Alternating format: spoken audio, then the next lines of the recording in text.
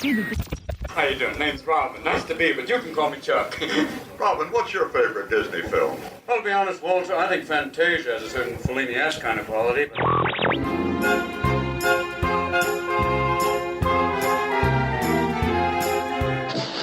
A carriage approaches to take you into the boundless realm of the WDW Radio, your information station. Hello, my friend, and welcome to the WDW Radio Show, your Walt Disney World information station.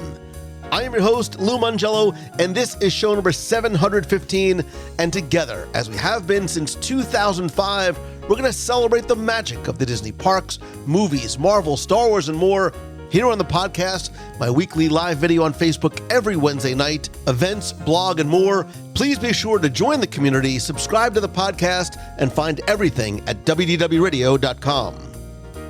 So Gideon's Bakehouse in Disney Springs is nothing short of a phenomenon, with wait times and lines that rival Disney's biggest e-ticket attractions and delicious cookie that justify those waits. And this week, I sit down with the founder and mad scientist behind Gideon's to discuss Gideon's origins, journey, stories, recipes, and more. Then stay tuned for our Disney Trivia Question of the Week so you can enter for a chance to win a Disney Prize package, your voicemails, and more updates at the end of the show. And if you like what you hear, please share the show and tell a friend. So sit back, relax, and enjoy this week's episode of the WDW Radio Show.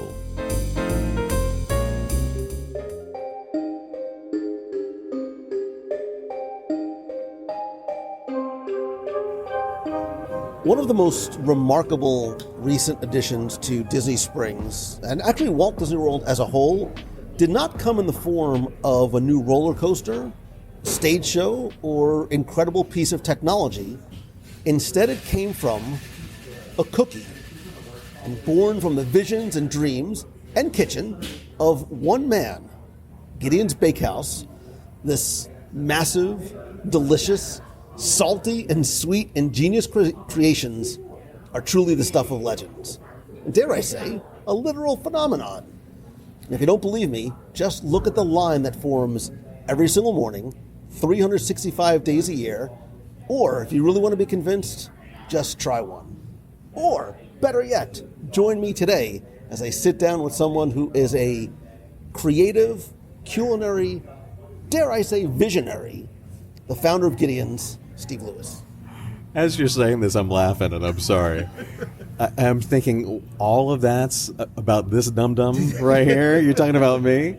It's really weird to hear that, but thank you. It's a pleasure to be here with you. Every part of it's true, and your story and the story of Gideon's is incredibly fascinating. And we are actually recording together in person, which I love, above the very first Gideon's. We will get to that. But I want to set the stage. The recurring theme today is going to be all about story. We are both comic book people. We'll get to that too. So give me your origin story. Tell me about young Steve Lewis, the little kid with big dreams, the musician, the comic book guy, and the beginning of your journey. Little baby Steve. He's such a precious little creature. As my story goes, when I was little, I had 3 goals in life. I wanted to be a musician, I wanted to own a comic shop, and I wanted to train a great white shark. And I'm very fortunate to say that I've accomplished 2 of those things. I started my music life when I was 7 or 8 years old. I started getting trained in guitar, piano. I'm actually a vocal music major, and I started working professionally in music at 15, writing and recording music. Doing shows, doing some touring, having a good time learning that world. I grew up really fast when I was young. I graduated school early. I had my first apartment as a young teenager. I've had an interesting life. And where was home? Where'd you grow up? I'm originally from Staten Island, but I've been here in Orlando now for over 20 years. Someone just asked me today when I moved to Orlando, and I had to start clicking back in my rusty brain. But I've been here for about 25 years now, 24 years. So you did the music thing, you did the comic book thing, you owned Uberbot in Winter Park. Yeah, I had a botched surgery on my hand, so I was kind of forced to retire from music.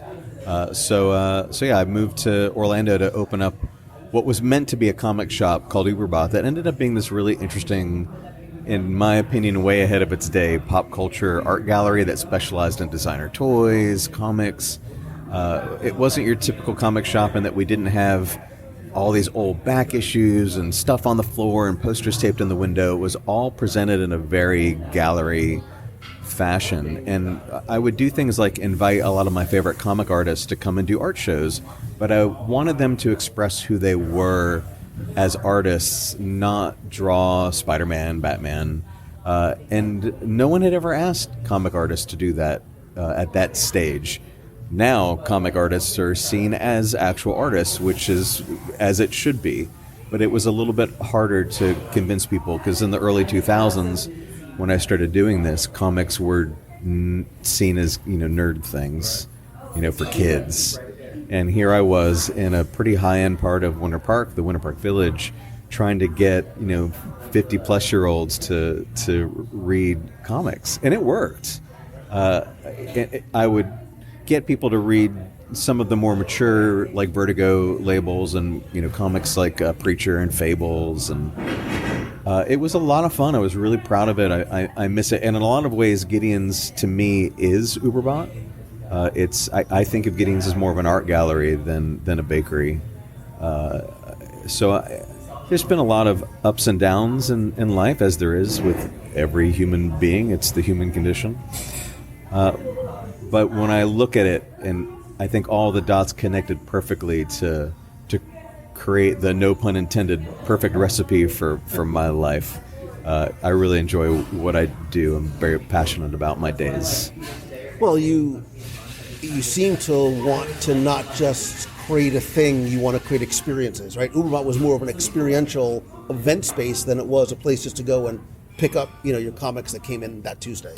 Yeah, one of the biggest questions that I get is, why don't you ship your cookies? And or Uber Eats, and there's no experience to having cookies dropped off at your front door. It's more than just the desserts. It's the immersion of the physical space. Here at the East End Market, it's the East End Market itself and enjoying the ecosystem of a local community. At Gideon's in Disney Springs, it's self-contained. You don't know what's behind that door till you walk through, and it transports you into another place. That's a part of it. But then there's also the community of Gideon's Bakehouse. My team are wonderful people. I still do all the hiring myself. And an interview with me is funny because it's 90 minutes talking about comics and talking about, the last episode of The Last of Us and what nation would you be at Avatar the Last Airbender. I like to hire people that understand what it means to build a sense of community and can just talk to you about you. I don't need them to talk about Gideon's. Gideon's is taken care of. You hire for culture and community because you can teach anybody how to sort of serve the cookies and whatnot, but you're hiring a specific, much like Disney, you're hiring a specific type of person to sort of represent you and the brand. Yeah, I want to hire people and work with people that have passion. I don't care what that passion's about. I want them to be excited to talk to me about something that they love. And bonus if it aligns with the things that I like. I joke the only thing I don't want you talking about at Gideon's is sports. I don't know anything about sports. Every time I hear it, I'm like, ugh. Unless it's Quidditch, you can talk about Quidditch. So let's talk about the journey to Gideon's, and again, starting, way back at the beginning, because the journey from beginning to opening the doors, or wasn't even really a door at East End Market, was a very long one. Talk to me about how the recovering musician, comic book guy starts going into the kitchen to start baking, because it was really like more of almost an escape for you, right? Sure. You'll notice I told you that my childhood goals didn't include baking. But when I was around 10 years old, and I was just talking to a customer about this, I would go to like the buffets with my family, and I always thought I was going to be some great mastermind that would combine the junk at a buffet to create some super, explosion of flavor that no one's ever experienced before. And that kind of mentality, that mad scientist child mentality, found its way into the kitchen. And I actually found baking and experimenting to be my stress hobby. So the first thing that I created when I was 10 years old, I think, was a banana bread chocolate chip muffin. Nothing too spectacular. It was just a Pillsbury mix with chocolate chips in it, and I thought I was genius because I added chocolate chips. Today we have a banana bread chocolate chip cookie that is a tribute to that 10-year-old me, and one of my favorite cookies because it speaks to, we're all very protective of our 10-year-old selves. It's a very sentimental cookie for me. But I started working on the chocolate chip cookie as a young teen and tinkered with it for 15 years. It was never in my mind to open up a bakery. It was just something that I did when I needed to relieve some stress. That's why I say the secret ingredient in the Gideon's cookies are my tears, because I always bake when I'm stressed out and put on the Carpenters, zone out and get into that mode. So in a way, the universe kind of pushed me into this in a very unexpected way. Uberbot was a wonderful place, but it did not survive the 2008 crash, and I lost everything. I lost my house. I even lost my dog at that time. It was like the worst time of my life, which obviously pushed me to baking because I needed it so much. But I also needed some money, so I started selling some cookies out of my house, and it just snowballed. In a lot of ways, it feels like it was a quick from A to B, but it was really, an 8-year process of learning, selling things out of the house, and then eventually being asked to do a pop-up at East End Market that turned into pure madness almost instantly. So, wait, I want to step back for 1 second. So you're self-taught, right? You teach yourself how to do baking. You don't come from a family of bakers or anything else like that. You use this as a way to sort of help deal with sadness and stress. I always believe that oftentimes from adversity, therein lies some great opportunity. Am I correct is the story true that at one point you started working at the Apple store and you were like bringing cookies for like friends to try and taste test? Was there like a little black market of like people like selling your cookies before, like, Steve, you need to sell your cookies, and if we don't, we're going to sell them for you? Yes, there absolutely was a Gideon's black market. I needed insurance and money, so I became a trainer at Apple. I was working at Apple for a while, and I love my Apple family. They pushed me and inspired me to go beyond just a chocolate chip cookie. So I started working on a lot of different flavors and testing them out. I made them pay for it, so it wasn't out of the kindness of their heart. I was selling a decent amount of cookies to my Apple peeps. I often say that the cookies and cream cookie is on the menu because it's the most popular cookie with Apple people, and I don't like it. Like, it's a good cookie, and I made it to try to taste like a Oreo milkshake in a cookie form, and it does, and that wasn't easy to do. But you know what an Oreo milkshake tastes like, so it's not a surprising flavor profile that I think is found in every other cookie. But it's popular. I curse those Apple people for it every time they come and visit, which is often. But yeah, they were kind of my testing ground. But what would happen is my waiting list was pretty intense, and people started to get on the waiting list to purchase cookies only to sell them for double the price. And that's when I started to really take things a little bit more seriously. Yeah, there's a business here. So how do you go from, the guy in his kitchen, sort of the mad scientist in his kitchen, to your first pop-up shop here at East End Market? A lot of it is because I think one of the things that I've learned through music and through Uberbot and working kind of in that comic book business is I realized that I had a good eye and understanding for branding and marketing.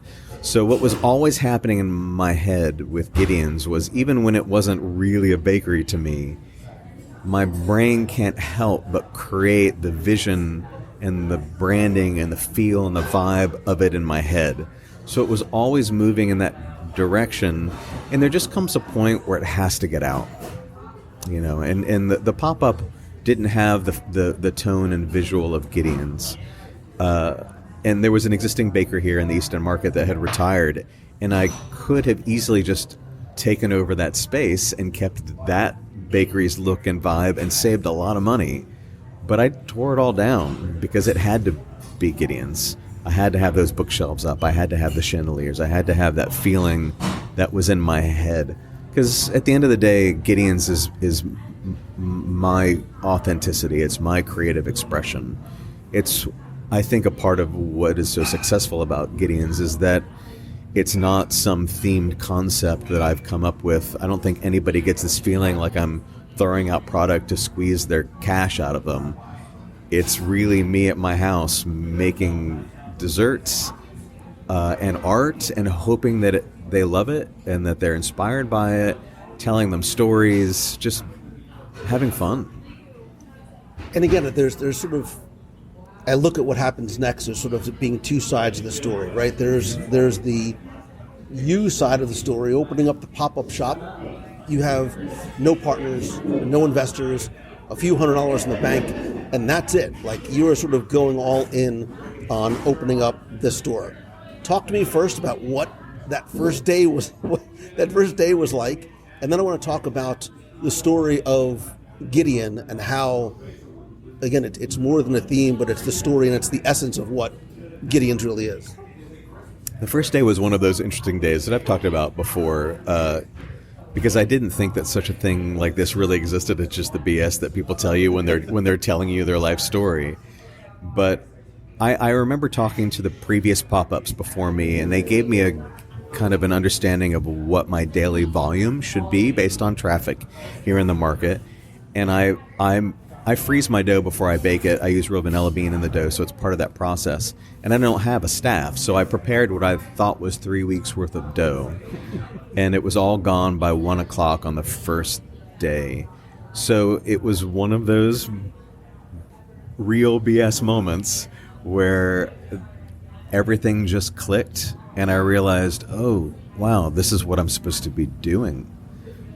And everything that Gideon's in my head was kind of built up to be solidified, and it's been that ever since. It took a while to really get it to exactly where I wanted it to be, because when you don't have a team and resources, it's really hard. But the appeal to Gideon's at Disney Springs was it really opened up that door to be fully what I thought Gideon's could be. Yeah, because when you came here, again, this was supposed to be a 3-week trial of a pop-up shop. So you're sort of, taking a chance on starting this business here. East End Market, a mutual friend, right, taking a shot in letting you do this pop-up. How quickly does it turn to, this is going to be where Gideon's permanent home is? About 45 seconds. Yeah, it was really that quick. I think I knew and East End knew that this needed to be a permanent fit. I mean, and that's more for them to say, but I'm pretty sure, if memory serves, and to be fair, my memory typically doesn't serve, we were having the conversation about a permanent lease within a week or so of me being here as a pop-up. Yeah, I love the fact that you both were able to see that vision very quickly. So let's talk about the story of, the story concept of Gideon and how this comes to be, because you don't pull this name, you don't pull the sort of vibe of what Gideon's is sort of out of thin air. It sort of came from who you are and your love of books and collecting and the Victorian era. Tell the story of Gideon and the cookbook. Yeah, the name Gideon's comes from a book that I found at an estate sale where I purchased a collection of Victorian books, and one of them was a cookbook that a little kid was writing in because he wanted to be a baker when he grew up. And the name scribbled to the back of the book was Gideon. The date the book was published was 1898. So I just find that fascinating. That's part of the joy of collecting antiques. As a matter of fact, we found another book in the collection that I built at Disney Springs that a little girl wrote in crayon. It wasn't a cookbook, but she was doing her homework in it. And for some reason, all this stuff just seems a little creepy to me. But there's a page in there where she's just writing names of bones in this colorful crayon, which is just an amazing thing. So I just have a knack for finding some cool stuff now and again. And when it came time to really take Gideon's a little bit more seriously, and that branding started to unfold in my head, that book came to memory. So it just stands, it just lends itself to a Victorian feel. If you're going to pay tribute to a book that's from the 1898, but also I was living in College Park in an old house at the time that was an older home that needed that decor. So the decor of Gideon's was the decor of my house. East End Market is still to this day filled with stuff that I robbed from myself because I had $800 when I opened up this shop. I had to obviously take my own collection of things and put it in here.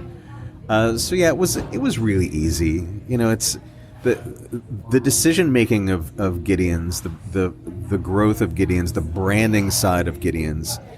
Because it's so authentic, it's natural to me. I don't hem and haw over any decision-making process. It's usually a 2-second process, which I think is a part of how I'm able to survive at the level that we've become, and having such an amazing team underneath me.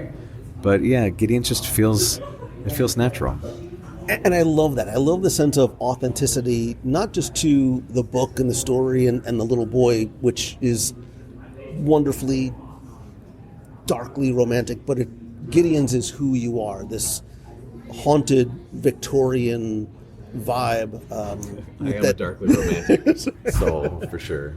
But the aging and the texture and the beauty in terms of deciding what the visuals were going to be like, do you sort of ask yourself, all right, what do I want this to be? What would Gideon's kitchen have looked like?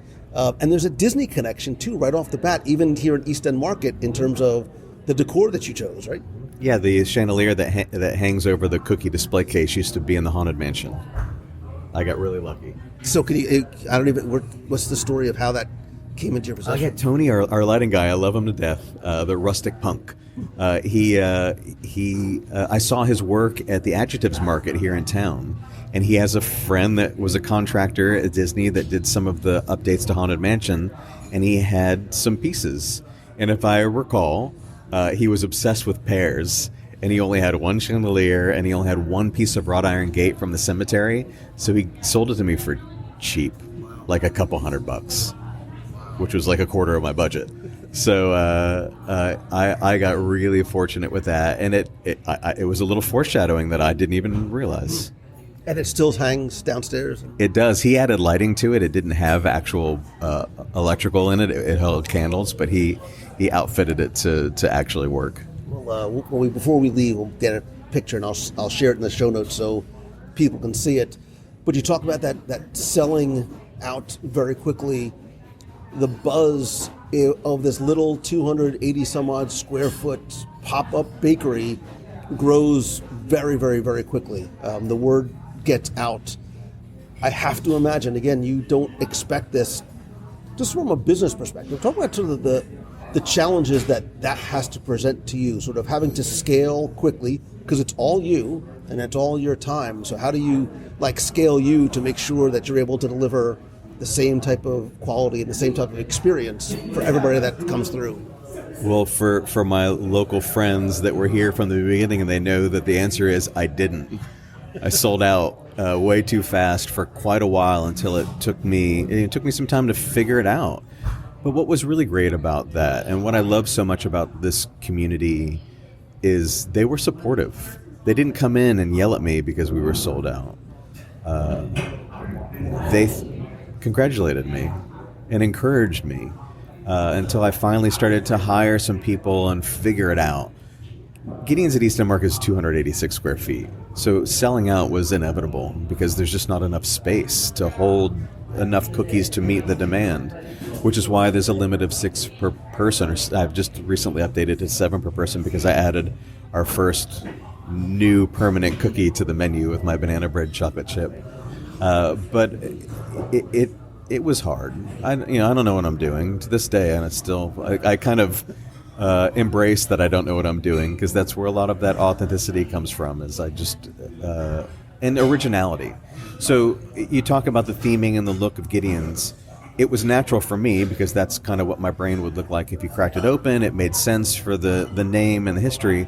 But there was also a part of me that didn't want to look or feel like anybody else.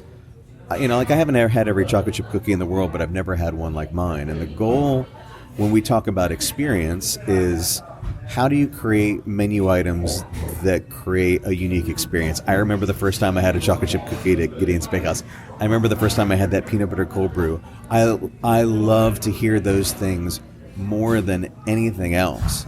So a lot of the look of what we are stems from the fact that every other bakery was clean and pastel and colorful and cute, and I am none of those things. So it just worked out that Gideon's was so different in every sense of the word. And I think it allowed growth and attention and support from the community to happen so quickly, because it was also at a time in Central Florida's history where the food scene was just starting to grow and explode. And for those of us who have been in Orlando for 20 plus years know that it used to be nothing but chains. Where are we going tonight? Outback or Longhorn or Olive Garden? And it's not that anymore. So I was really fortunate to be a part of that growth. I'm proud to be a part of the building of the food scene here in town, and all the amazing work that my peers do. Like I love all the local businesses around here. We talk to each other, we support each other. It's a cool community. And I love the fact that it's about community, and we're going to circle back to the idea of what that is and why that's so important. But let's talk about the cookies themselves, right? You have this legendary reputation for not only cookies that are delicious, but they're giant, they're handmade. We obviously know about the crazy demand. I have to imagine it starts with the simple chocolate chip cookie, but some of the other recipes didn't come from the cookbook, right? One almost make it like a spice cookie or something. Actually, I forgot about that. I'm shaking my head. No, there was the most popular cookie of that era was called the Hermit cookie. So I kind of incorporated the spices that were in this popular Hermit cookie into my chocolate chip and made like a chocolate chip Hermit cookie. That's never actually made it to the retail side. That was one of those items that I sold out of my kitchen that never made it over. I totally forgot about it. That's why.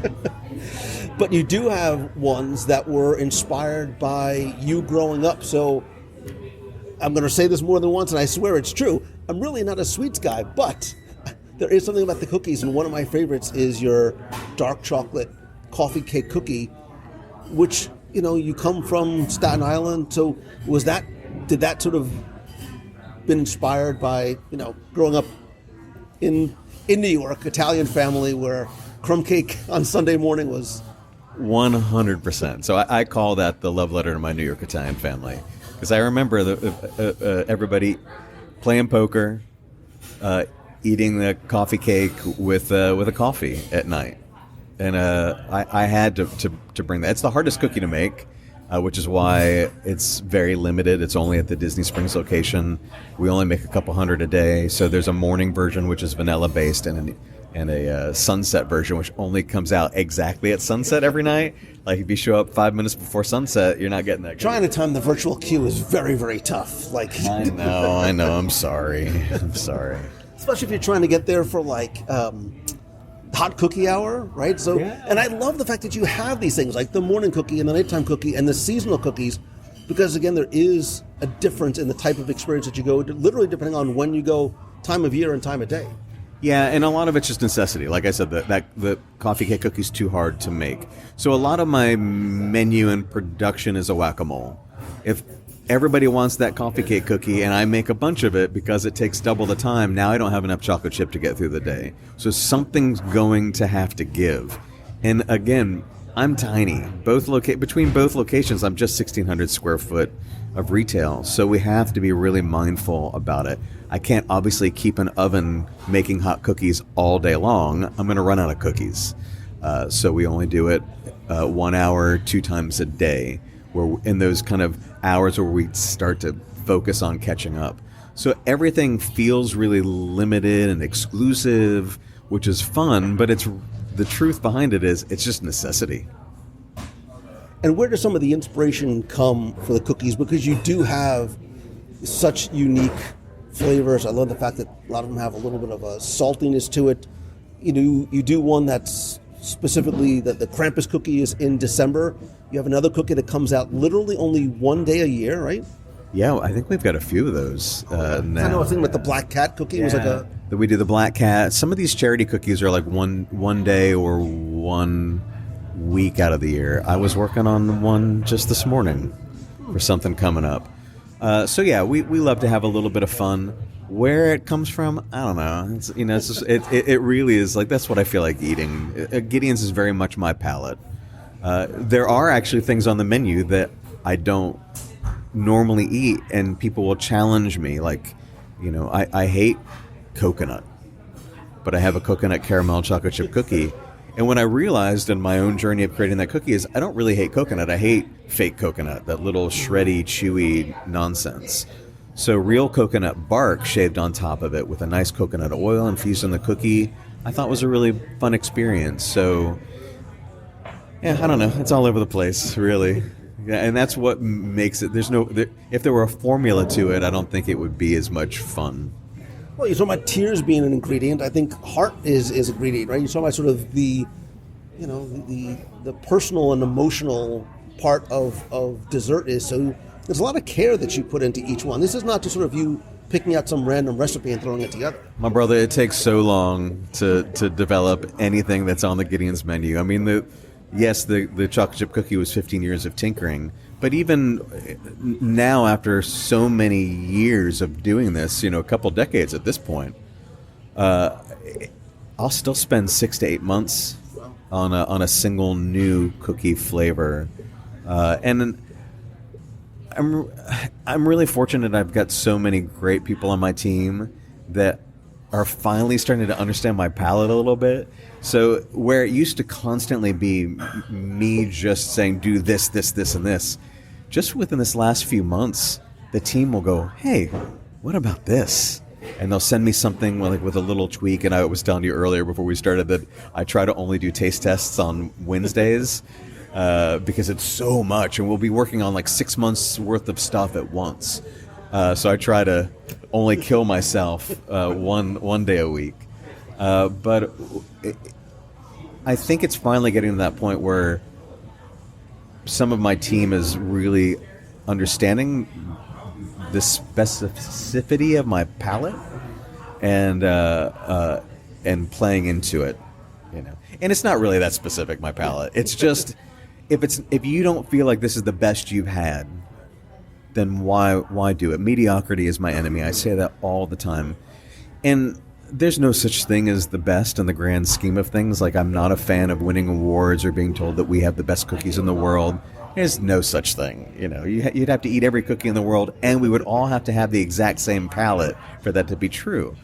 But our palate is based off of so many things and memories of our life. And the banana, like I said, the banana bread chocolate chip cookie is popular to me because it's so sentimental to the childhood me. So the way that I perceive and taste the combo banana and chocolate might be different from you. If you had a bad experience with banana when you were a kid and you hate it, and you're not wrong to hate it, that's just who you are. But I need my team to always feel like everything that we put out there is the best that we know how to do. That's the Gideon's promise. There's nothing half-assed at all. It's really very thoughtfully added to the menu. And that expands to the other offerings, right? The cakes, again, which are also massive, which are also made from scratch. You mentioned the peanut butter cold brew. My son and I will make special trips to Disney Springs only for the peanut butter cold brew. But again, the same thing, the same care and the same importance of sticking to the process is critical. We will obsess over the backing card that goes on a Gideon's pin. Like, it's not just the cookies; it's every single thing at Gideon's Bakehouse. Period. Like, we're not just desserts, like I said earlier. So we're going to obsess over the visuals. We're going to obsess over the storytelling and those trading cards, and just making sure that everything is as fun and accurate to who we are as it can be. So let's fast forward a little bit. It's now spring, June 2020. The lines here at East End Market are out the door, and you sort of dip your toe a little bit into the Disney Springs waters, not at Gideon's Bakehouse, but at a secret, not so secret menu item on the Polite Pig menu. Yeah, I don't wholesale my cookies, but the short version of it is I wanted to see if I can get on Disney's radar. I got a little tactical in my idea for growth. And there's a lot of reasons why Disney was on my radar. It wasn't an easy choice for me because I like being a little secret in the East End Market. But I'm a creative brain that needs to grow. And because I'm obsessed with experience, I started to realize that a place like Disney Springs is wonderful because that sense of escapism is baked into it. It's already there, and it would be hard to pull that off in the plaza, here in town. It's just not going to carry that same weight. So that was attractive to me, but also Polite Pig is a local establishment out at Disney Springs, and it was the only one. And I wanted more representation. So I just thought, wow, what if I can really highlight being a local business at Disney Springs and representing this wonderful food community on an international stage. It became like a responsibility that I felt I owed to the community. So I offered the Polite Pig my chocolate chip cookie as a secret menu item, and because I'm a control nut, I had to bake it, package it, deliver it, and the hope was that people would line up for it there like they do here, which would get Disney's attention and the conversation would be had. And on the very first day that it was available for sale at the Polite Pig, I give all the love and credit to the Disney Food Vlog for posting a very nice photo of the cookie holding in front of the Polite Pig sign and proclaiming it one of the best things to eat on Disney property. And it was only a few weeks later that we were sitting down chatting. So how does it come to be that there's this fortuitous opening in that incredibly prime spot right on the corner there? Talk to me more about the story, again, and the theme carrying over what you have here at East End Market into that much larger space, and then how it comes together, with the concept and design. Is that all you? Do you work with Imagineering?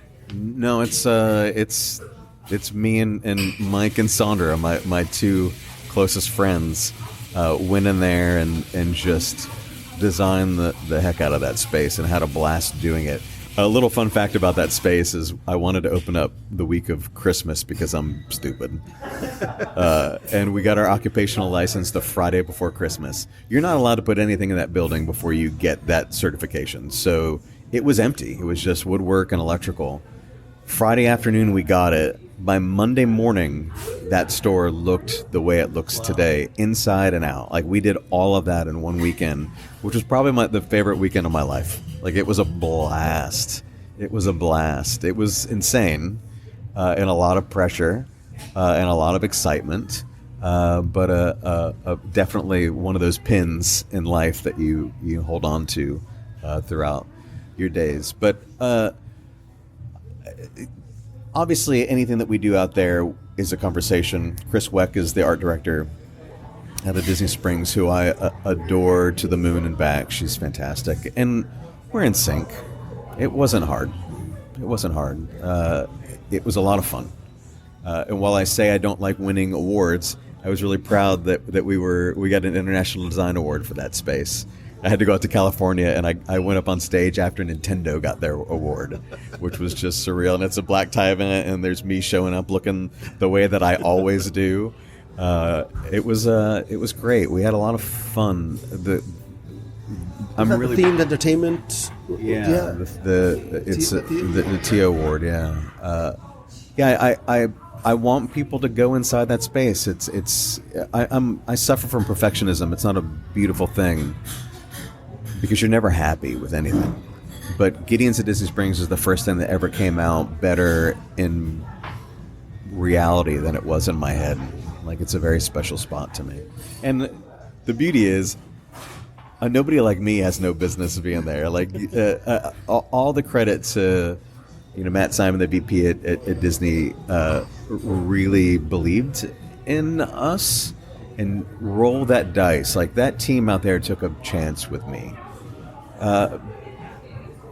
Because I'm just some little local business guy with a 286 square foot space.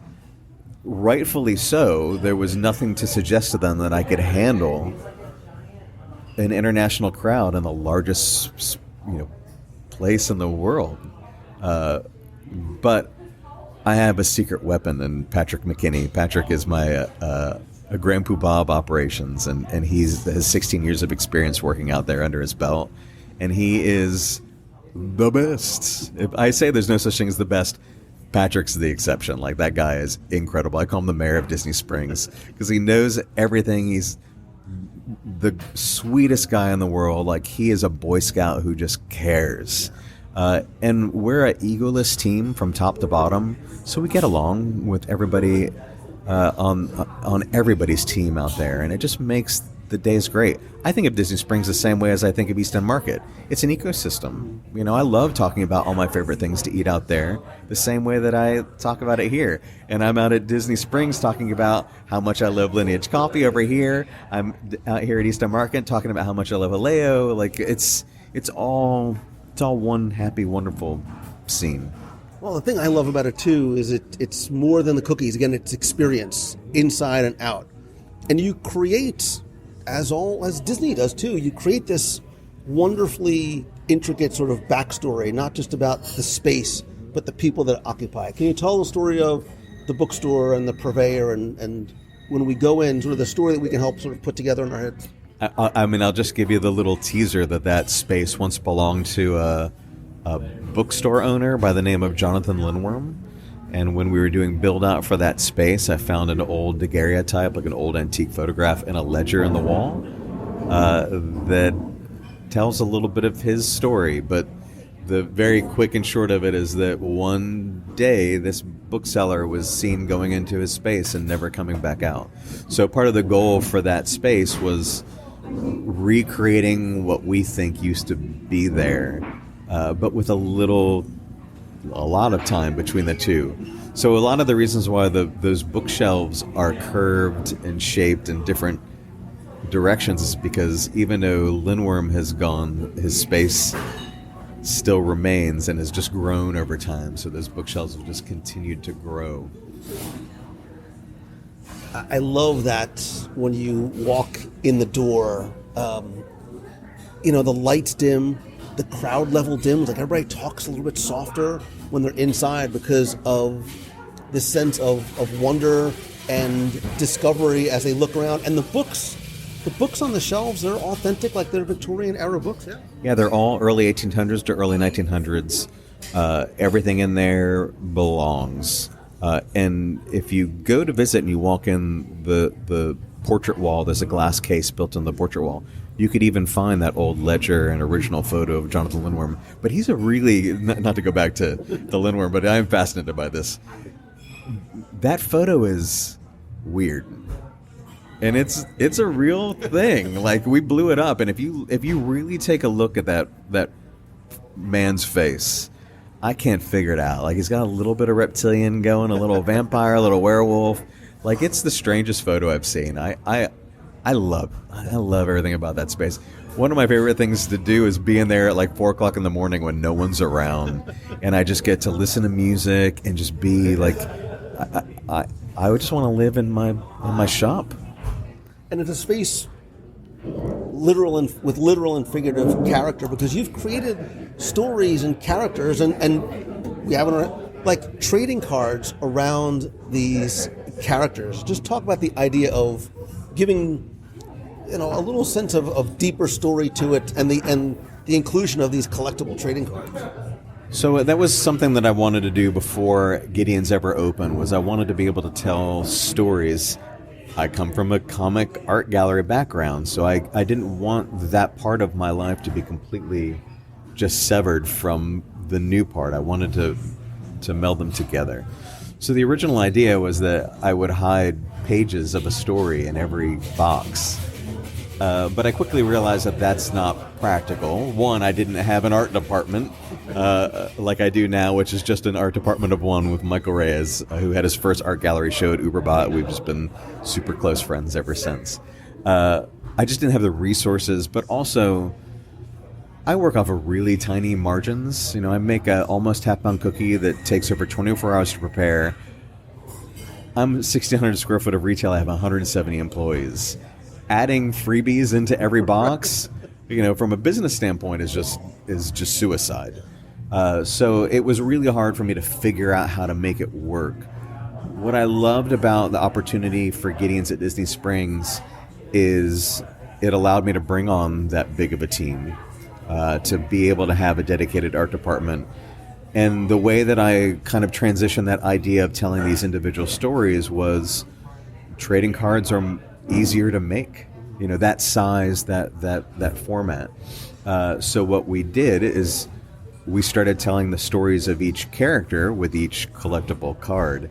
And Stuart Valencia, who's the card that I gave you today, he was the first. He was, I did an orange pecan chocolate chip cookie, and I remember Mike and I talking about what that character would be, and started to just make each other laugh by telling the story of a boy who ate so many oranges that he eventually turned into one. There's the cautionary tale of you are what you eat. And it just snowballed from there until we started creating this little universe of characters that feel pretty real. I have very sentimental attachment to a lot. Like everything from Stuart Valencia, because he was the first child, to Butterscotch, this girl in the werewolf pajamas that we did in January, that was my love letter to Maurice Sendak, an artist and storyteller that I love. So it's just such a bonus on top of everything that we've done. And what I really love about the Disney community is they embrace that storytelling, which is harder to do on a small local level. It opened up doors for me that didn't previously exist. So everything worked out perfectly. And I love that the storytelling begins outside, right? You walk by the building, you're trying to figure out what it is, and if the huge line out front doesn't grab your attention, you're a gargoyle. A goobdi-jazz? Close enough? Maybe, yeah. I can't tell you. So part of the journey is, if you can learn how to say his name correctly, you are granted his protection. But if I tell you how to say it, it doesn't happen. So when we're done here, I'm going to try 6 or 7 pronunciations. I'll just wait to read your face.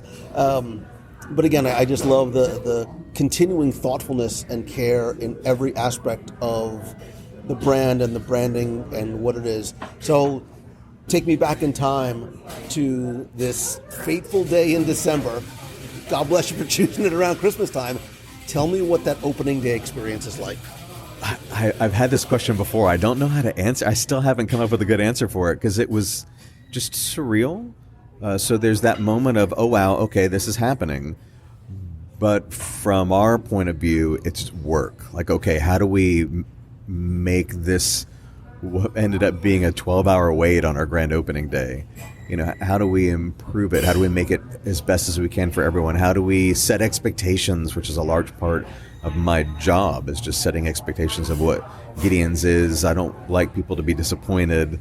So a lot of it was just talking and getting to know everyone. But I still don't know how to answer this question. I'm lame. I'm sorry. Did somebody tell you, get ready, a mob is coming? There are literally people who are coming just for you.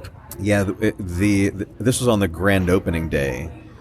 The traffic was backed up, so people were getting out of the cars, the passengers were getting out of the cars and running into Disney Springs, and security warned us that there was a mob heading to us.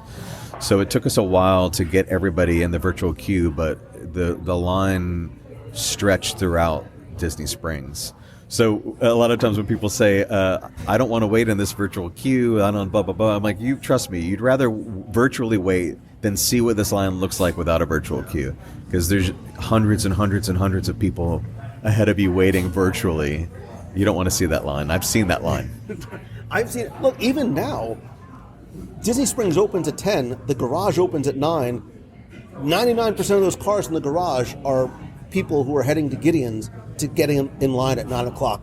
It has to, I mean, it's an incredible testament to you and the story, but that has to still be, after so many years, incredible. I feel fortunate. You know, I don't have the ego to be like, ooh, look at me, look what I've done. That's not how I roll. I just concentrate on making sure that everyone that does go through the effort of coming to see us has the best possible experience. Like I see it on my team every time. Treat every cookie you make like it's someone's first Gideon's cookie, because there's a really good chance that it will be. So I want to make sure that it's the best.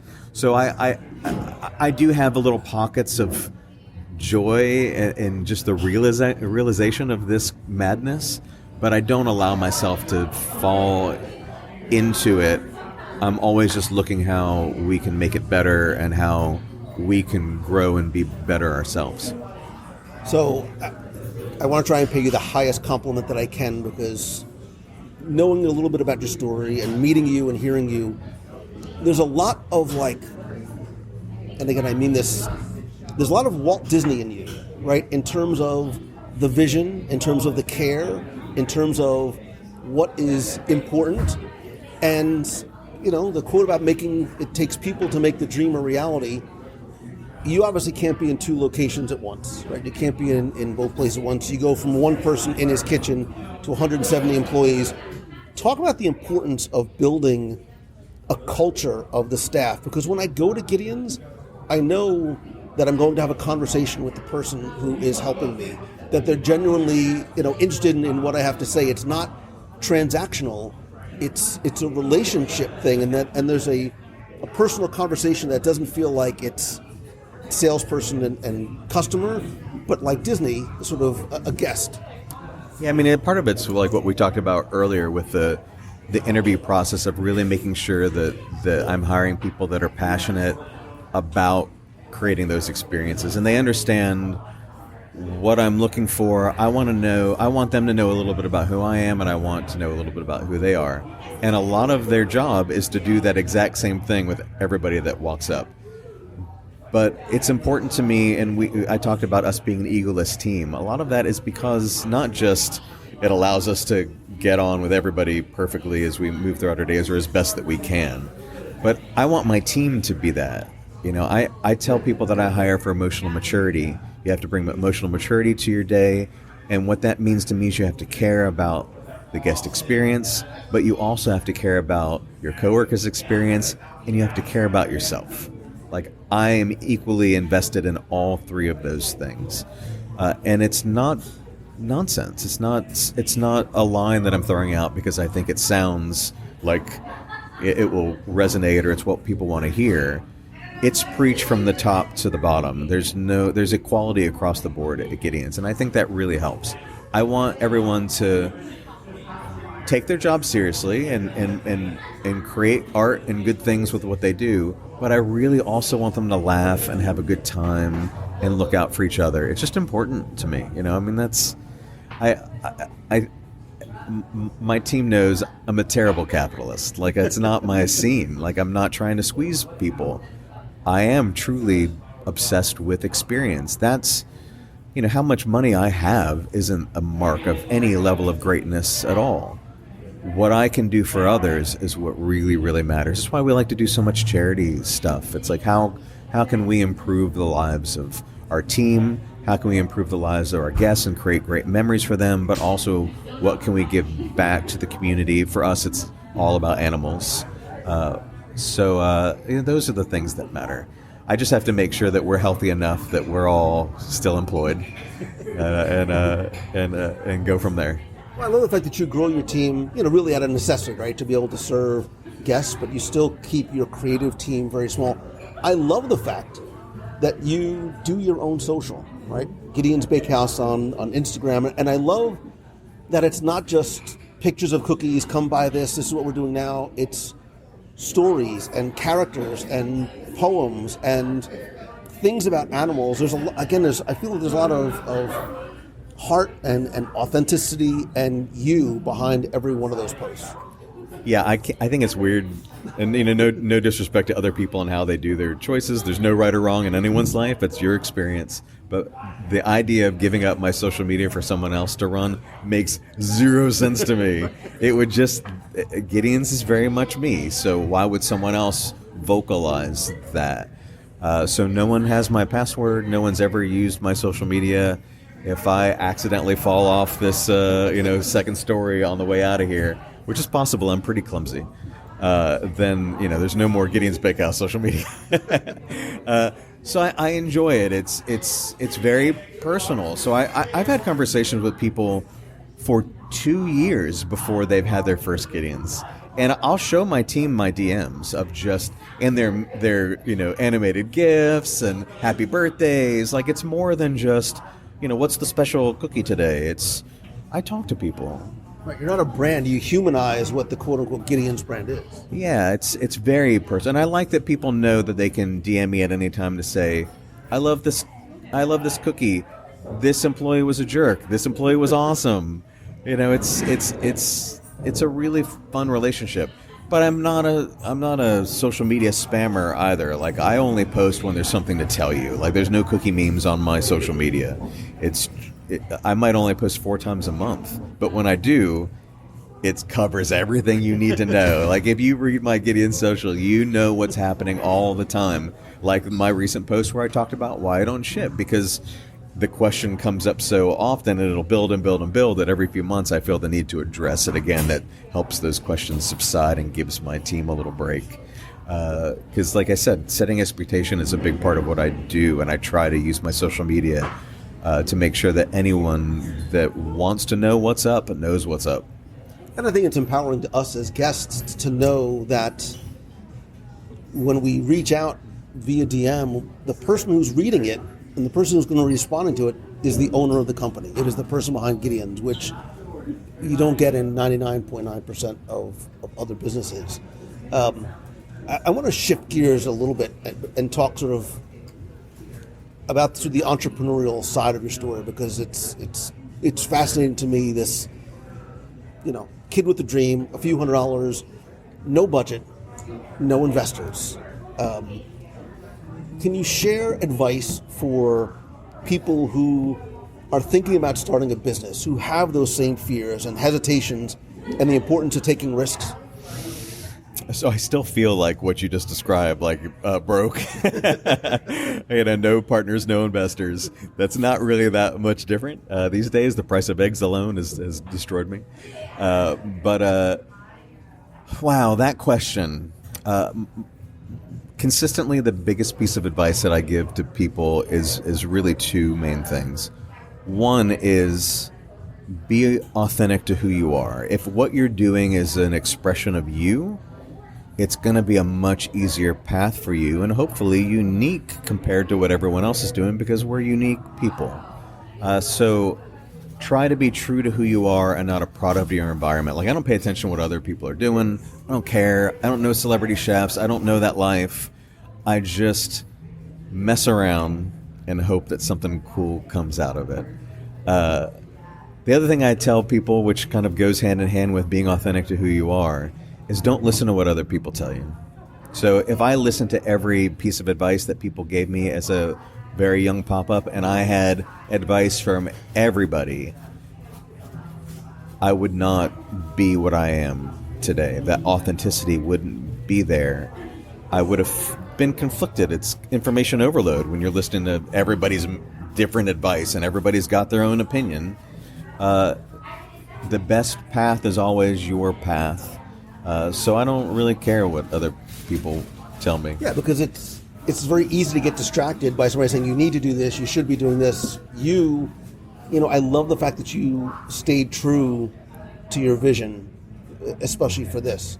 But you dealt with adversity, not once, but twice, over and over again, whether it's having to have surgery on your hand and not being able to play music anymore, whether it is losing your comic book shop, 2 out of your 3 things that you wanted as a kid went away. Talk about this idea of having to dealing with adversity and how failure and challenges force you to be more creative. Dealing with adversity is awesome. Failing is awesome. I'm great at it. But I think that philosophically, if you don't know how to learn from your mistakes, you're living life in a straight line, which may be a declining line because cynicism starts to kick in. I think one of the successes in life is truly learning from your mistakes. I don't believe that everything happens for a reason. That's just, that suggests that you don't have a choice in the matter. But if you learn from your mistakes and you look back at your life, you connect the dots as if everything happened for a reason. But it's up to you to find the path to those dots. I'm a Harry Potter nerd. And one of the things that I loved and resonated with in Harry Potter was the liquid luck, the Felix Felicis. I think about that often. And all it really does is open up your mind to all those possibilities so that you can clearly see that path. And I try to take moments in my life where I just turn everything off and visualize that path and Felix Felicis my way into the next step that feels authentically me without all the mumbo jumbo around it. So I love challenges. Again, if you believe that life is all about experience, you can't experience great things all the time. It's got to be a mixed bag. And I learn equally from the positive as I do from the negative. I love the experience of going to an amazing restaurant, and I love the bad experiences too. I went to a place the other day and I'm like, what is this? This is terrible. Who designed this? But I learned from that, oh my God, I could never do that. So I embrace it all. And when you can learn to do that, I think it helps you to grow. One of the Gideon's goals as a business, I say in quotes because I don't really think of Gideon's as a business, but as a team and individually, we just try to be a little bit better with every single day in how we create and how we treat each other. And if we can do that, we're doing all right. The older I've gotten, the more I've been in tune with that concept, and the happier I've been. Well, you talk about team, right? And I think one of the hardest steps is going from solopreneur to entrepreneur, from the single guy with $800 in the bank to 170 employees. Talk about scaling and some of the fears and the trust that has to come associated with that. I mean, the easiest route would have been to automate the process or hire somebody to, an outside company to do some of this stuff for us. But nothing about Gideon's has changed from my kitchen to Disney Springs. So my only choice, the only path available to me, was to hire hands to do everything by hand. And it was really hard.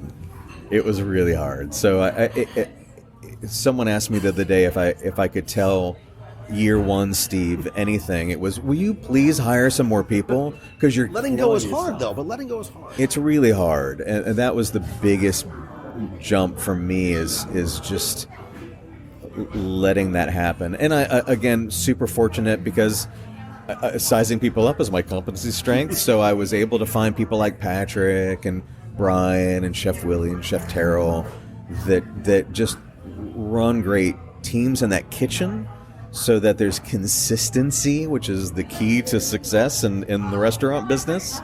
Again, every cookie should be, think of it as it's somebody's first Gideon's cookie.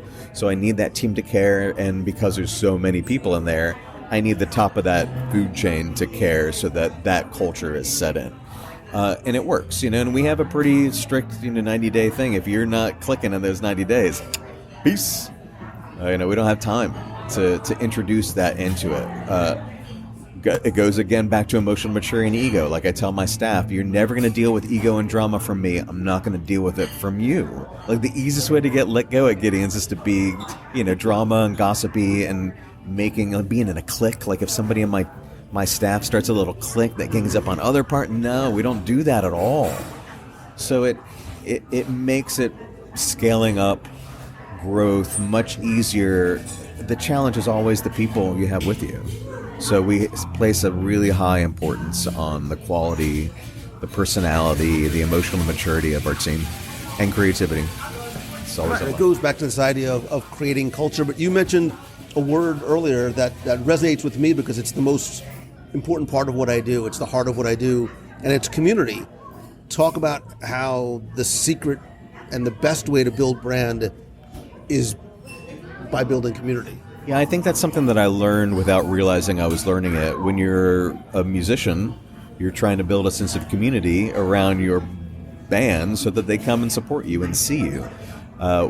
Then I graduated into the comic shop where I had an art gallery, and I did interesting things at that art gallery where I would invite those comic artists to do things, but then the next month I would have themed art shows that anyone was allowed to do pieces in. And that world-famous artist would do a piece for it alongside of a 7-year-old that just put their first piece of art in an art gallery show. And I love that because it created community, and all these walks of life came together at Uberbot and just got to know each other. And that was the pride in what we did there. That was that building of community. And I started to understand that in that second round more than I did in the first. It was just subconsciously happening then. So Easton Market was a perfect place for me because it's a community. Disney Springs is a perfect place for me because it's a community. Like the feeling is already there, and I just love tapping into it, encouraging it, and building it. I tell people all the time when they come to Gideon's at Disney Springs and I find out that they're Easton Market people, I'm like, this is your store. This never would have happened. When people praise me for all the things that have happened, praise my community. Those are the people behind every strong business here in Central Florida, period. If it weren't for that, we wouldn't exist. So community is everything. And that's again, it's part of that human condition. We're all in this together. So your first step is into the kitchen, your first jump is into East End Market, your big leap is into Disney Springs. What's next for Gideon? Secrets are next for Gideon's. One of the... I have to learn to be careful about this because every time I talk about it, it becomes an article somewhere. Because I just recently admitted that I didn't want to open up another Gideon's. It's hard. So scaling again and again and again there's got to come a limit. I don't want to automate. The same issues exist. Maybe someday an opportunity will come along that presents a creative challenge, but maybe not. Who knows? I think there's a lot of growth to be had in Gideon's without ever having another location, just in the stories that we tell and letting them grow and be new things. But I have openly admitted that some of those characters deserve to leave the family and expand in their own ways. And that's something that interests me, is creativity in some other project that is threaded to Gideon's but not Gideon's. I have a wry smile on my face as I look into your eyes, trying to read what you're saying, but I love... I'm not giving you I know. You like the recipes for Gideon's. You are a sealed vault. Look, I love how your business is built on bringing joy to people, and I can only imagine what it must be like for you, whether it's here at East End Market or when you go down to Disney Springs and you watch guests come out with smiles on their faces, cookies on their lips, or talk about that. Just very quickly, talk about how the feeling that you get of seeing the joy that you bring people. I just want to talk to everybody, So, like I said, I feel like I'm still cooking, baking cookies out of my house, and you've come over to my house to enjoy them. So in the same way that I would want to talk to someone that's come over to my house, I want to talk to someone that's come into my line. So my staff jokes that I cost Gideon's thousands of dollars every time I show up because I'd slow the machine down. I just want to talk, and I'm not allowed in the store because I'll look over and all the registers are empty and their hands are crossed, their arms are crossed in front of their chest. So I've gotten a little bit better, and I just try to talk to people outside in the line. But I just feel fortunate for the opportunity to be able to express myself, and I don't want to squander it, and I don't want to change who I am, and I refuse to allow any of it to go to my head. The one thing that you do learn when you grow up as a musician is that you should be better than everyone else because you sing and play guitar, and I learned how to get rid of that nonsense. I'd say my early teens, early 20s, I do not want it back. So it's not about me. It's about them. It's about everybody else. It's not called Steve's Bakehouse for a reason. So I just want to talk to you. If you see me out there, say hello, because I'd be excited to say hello back. I love that, and I love that about you and the authenticity and you so much are this brand. And there's a lot of creativity, a little bit of tears, a whole lot of work and heart that goes into it. You sell joy, you bring comfort. Last question, when you need a little bit of comfort food, when you need a Gideon's cookie and a coffee, what's your go-to? Man, there's so many tiers, not just a little. You got that percentage off. Banana bread, chocolate chip cookie, and peanut butter cold brew has been my absolute jam lately. Oh, and lately, the cinnamon roll cake. Oh. I'm team vanilla, which is funny to say as somebody that's got chocolate all over everything. But on Valentine's Day, I snagged a piece of that cake and brought it home, told my cats I love them, and just ate that cake. And don't look at me. Don't judge me. Don't judge me by what I am doing. Steve, this has been fascinating. I appreciate you being so transparent in sharing your stories and some of your secrets. In terms of what's next, all we can do is wait and hope and enjoy some of the incredible treats and the joy that you bring here at East End Market and here at Disney Springs. This has been fascinating. Steve Lewis, thank you so much. We didn't even talk about comics. We're doing all right. I know. I was like, well, the poor guy's got to get on with his day because we could go quick. Favorite Marvel movie and why? Go. Oh, see, I got you. It is. Yeah. It's hard. You know what? I'm going to go with the original Avengers, which I've probably seen 100 times, and that's not an exaggeration. So I'm going to say it's Captain America, Winter Soldier. Oh, yeah, that's right. I got you. And as a comic book nerd, one of the things that I love about Captain America as a character in the Marvel movies is he is one of the few characters that's unchanged. He is exactly the same in the movies as he is in the comics. That's page to screen perfection. And Winter Soldier is such a great film because there's nothing about it that has to be particularly superhero. It's just a great story. It's very accessible to people that love so many different genres of movies. It's just a very well-made film. I love it. Now I want to say Captain America First Avenger because I love origin stories. I told you I love the period pieces. I love the music from that film. Who doesn't love Captain Carter? I adore Captain Carter. That's a great. I even have the Captain Carter Hot Toys figure with the Hydra Stomper. Yeah. Oh, so cool. So cool. I'm such a nerd. I love it. I know. It's too bad that they just don't have the comic book shop. But yeah, man, this is great. Thank you. Thank you so much. I appreciate you. Favorite Marvel character? I know the answer, but go. Yeah, I do love the complexity and tragedy that is Thanos.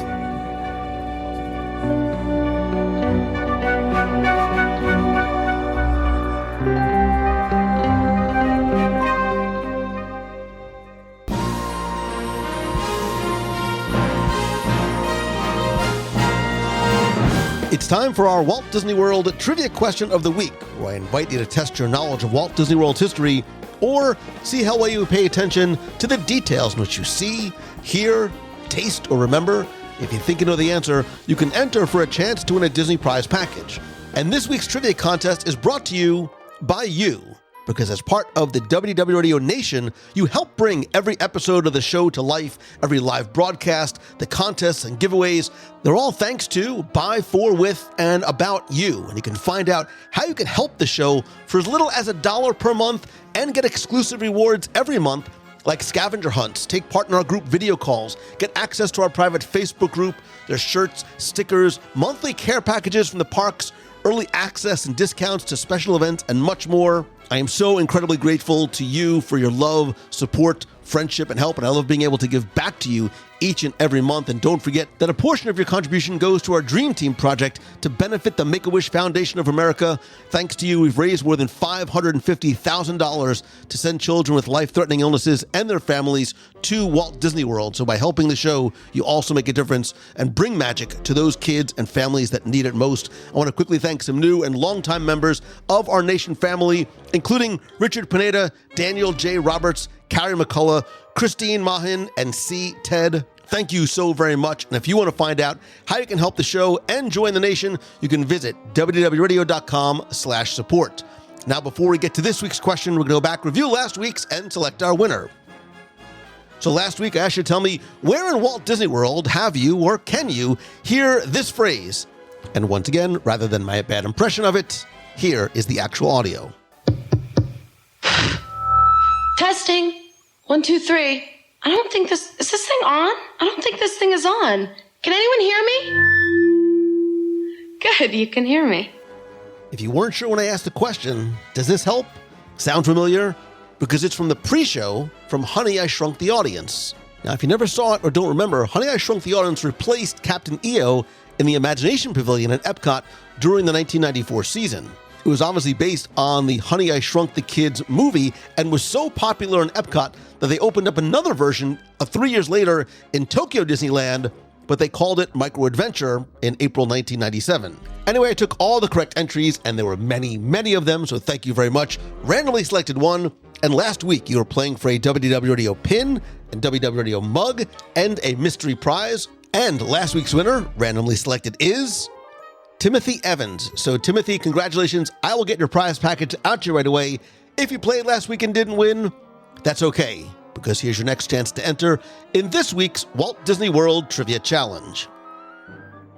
So since I just returned from Italy, literally hours ago, I promise I will have a full recap of our WDW Radio group Adventure by Disney to Italy coming very soon.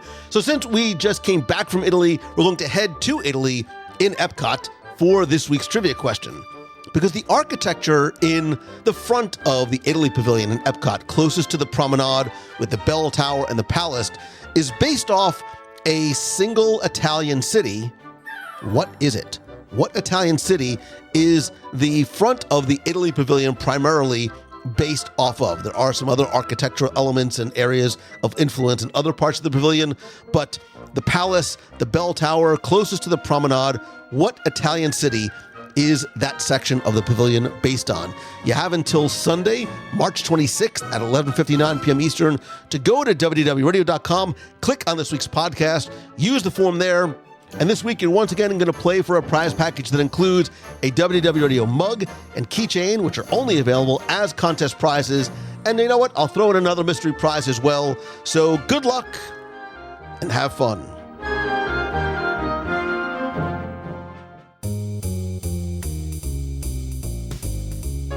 That's going to do it for this week's show. Thank you so much for taking the time to tune in this and every week. Thanks again to Steve Lewis from Gideon's. I'd love to know from you, have you ever been before? Is it worth the hype? What's your favorite cookie? Let me know by being part of the community and conversation over in the WDW Radio Clubhouse at wdwradio.com/clubhouse. In addition to talking about this week's show, you can talk about anything you'd like to in the Disney, Marvel, or Star Wars universe in a fun, friendly, family-friendly place that you can call home. You can also connect with me elsewhere on social. I am at Lou Mongello on Instagram, Twitter, LinkedIn, and Facebook. If you have a question you'd like me to answer on the show, you can email me, lou@wdwradio.com, or if you want to be heard on the air, you can call the voicemail at 407-900-9391. That's 407-900-WDW1. Don't forget to look for another show in your feed this Thursday from the WDW Radio archives. I'm planning on sharing one that I'm actually looking forward to going back to and listening again because it's very timely. If you have a favorite show from the archives you'd like to see or hear, let me know by calling the voicemail or posting it in the Clubhouse.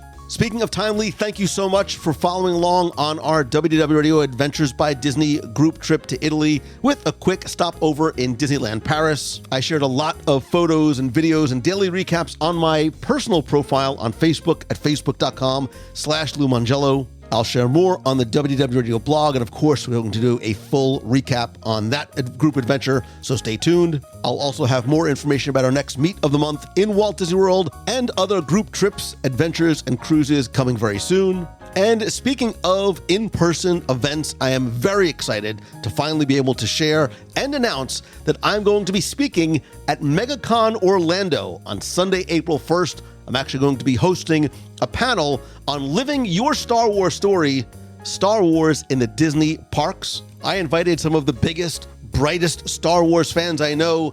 Unfortunately, none of them showed up, so the panel is going to consist of me, Ryan Donahoe from theforcecast.net, Jeremiah Good from Laughing Place, and my son, Nicholas Mongello. We're going to talk about the past, the present, and the future of living your own Star Wars story in the Disney parks around the world. That's Sunday, April 1st at 1:15 p.m. in room S320 at MegaCon Orlando. For more information, to get your single day or weekend long tickets, you can visit MegaCon Orlando on Instagram or go to Fan Expo HQ, and you can find MegaCon Orlando. It runs from March 30th through April 2nd. It is one of my favorite con-related events of the year. I'm incredibly excited, very, very honored to be able to present with my fellow panelists this year about living your Star Wars story in the Disney parks. If you're going to be at MegaCon, please come by. 1, because I would hate to talk to an empty room. 2, because I would love to see you there. And 3, I might even have some giveaways as well. If you are planning on attending, I'm going to create an event in Facebook. I'll share it into the Clubhouse on Facebook. Please let me know that you're going to be attending. I'll share that again at www.radio.com/clubhouse. Speaking of live events, but in a little bit of a different vein, my Momentum Weekend Retreat is coming up April 28th through the 30th. I have only one spot left for this weekend-long, all-inclusive retreat where I assemble a group of 8 entrepreneurs and solopreneurs in a luxury vacation home where I take care of everything, accommodations, food, etc., to really help you create a turning point in your business where you turn your dreams into actual and achievable goals in a 3-day mastermind retreat. To find out more, to get more information, ask a question, or to secure your spot and take advantage of the $100 off early bird discount before March 26th, visit loumongello.com/retreat. Thanks as always to Becky Mankin and the entire team over at Mouse Fan Travel, my official and recommended travel provider for all your vacation planning needs, whether you're going to any Disney destination, cruise line, Aulani, or anywhere on the planet. Mouse Fan Travel can help you get the best possible prices, proactively look for discounts, and give you personal guidance, advice, and recommendations, because every single one of the agents at Mouse Fan Travel doesn't treat you like a client. They treat you like they're their own family. For a free no obligation quote, you can visit mousefantravel.com. Please don't forget to join me this and every Wednesday night at 7:30 p.m. Eastern for WDW Radio Live, my live video broadcast and chat over on Facebook. I could be from the parks, from the home studios. We have a lot to catch up on between Italy, Paris, Tron, Mandalorian, anything you want to talk about. Every Wednesday, 7:30 p.m. Eastern at WDWRadioLive.com.